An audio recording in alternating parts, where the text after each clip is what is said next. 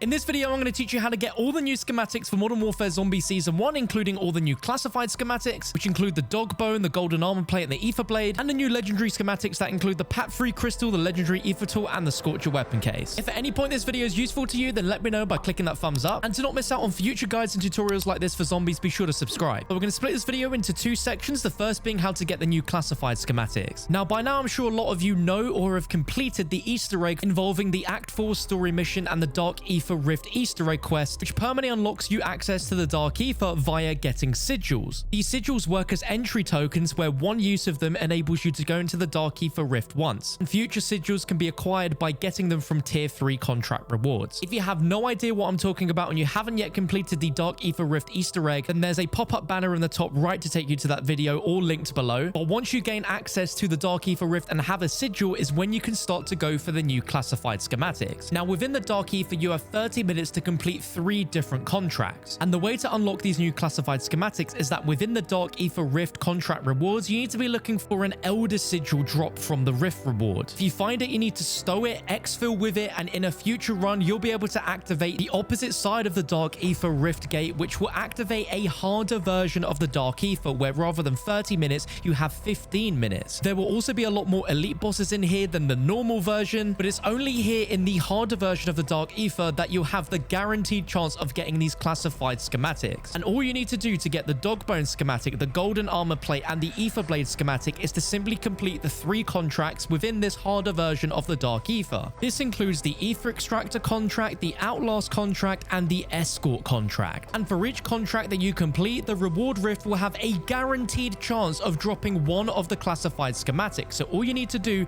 is complete all 3 of the contracts within the 15 minutes, and each contract reward rift will be one of the new schematics, meaning you'll be able to get all 3 within one single run in this version of the Dark Ether. Not only is this the guaranteed way, but this is also the only way to get these classified schematics. And once you've gotten all 3, simply exfil and you will have permanently unlocked all 3 of these classified schematics, where you can now craft the dog bone, the golden armor plate, and the ether blade and take them into your future runs. And these have a cooldown of 2 days, so they are exactly the same cooldown as a normal wonder weapon. Now we've explained how to get the classified schematics, let me now show you how to get the remaining legendary schematics, being the MW3 crystal, legendary ether tool, and the scorcher weapon case. Now, to get these schematics, you need to go through a small Easter egg on the main Urzikstan map and fight a new secret red worm boss fight. This is without question the most difficult boss they've added yet to Modern Warfare Zombies, so you're definitely going to want to be prepared with a really good loadout, all perks, tier 3 pack-a-punch and rarity. And you can do that by bringing in the items required to get all that, or by doing enough contracts in the game that you have the points for it. But to begin the process for this, around the map in 2 locations, both here in the top left of the map above Levin Resort, or in the top right of the map in all of military base to this building here, you're going to find a room which is going to contain a big map of the Urzikstan map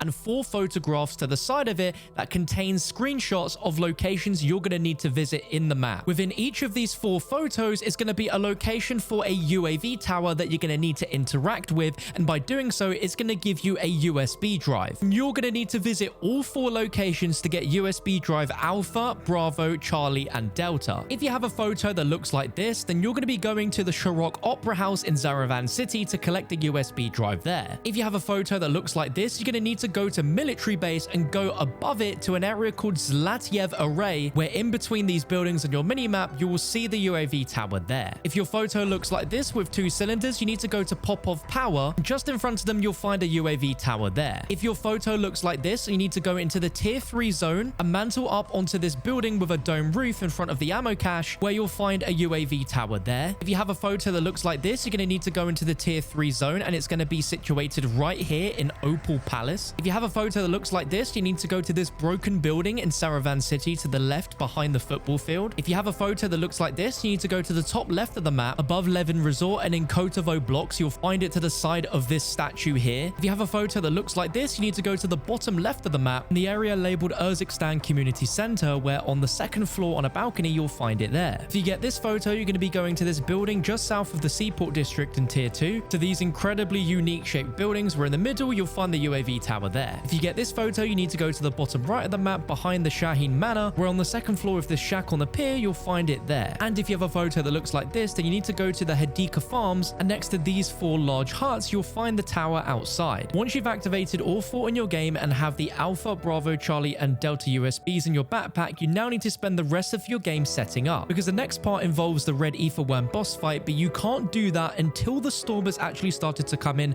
after the 45-minute timer has ended. In your game, you want to open your map and look for where the storm is, because somewhere near the storm, if it's to its left, to its right, further north from it, or further south from it, you're going to see on the map there's going to be 2 ammo caches that are going to be next to each other, and this is not a normal occurrence. And that is because the 4 refractor stations that require these USBs are going to be there, as well as this is the area that the boss is going to be. So at this point, you need to use all the remaining time to make sure you have all the necessary perks. You have the highest Pack-a-Punch level and the highest rarity weapon. It is also a necessary requirement that you need to have a durable gas mask, because this boss fight is going to take place entirely in the storm. The PhD flopper no longer negates storm damage, so make sure you buy one from a tier 3 buy station. You can also use a normal gas mask. You're just going to need to remember to always refill it by going to an ammo cache during the boss. Once the storm starts coming in over the refractor stations, you'll then be able to activate them by going up to each of the 4 individual machines, which will have a different name corresponding to the name of each USB. Once all 4 are active, you're going to hear some in-game chatter from Barrera, and zombies are going to start spawning. After around 30 seconds, the big giant worm called Grey Lorm is going to spawn from the middle of this area, and you have from here until the timer hits 0 for you to take the worm out before the storm completely engulfs the map. This is a much harder boss fight than the Act 3 boss as well as the Act 4 boss, because it has the most amount of health out of any of the boss fights, and just like the Act 4 one, this worm can regenerate its health if you don't constantly do damage to him. Now, this boss fight can be completed entirely on solo, but it is all dependent on what location you get for the boss fight, because ideally you want to have as much time as humanly possible to try and take this thing down without running out of time. As this is a world boss, you can team up with other random players to create a 6-man squad,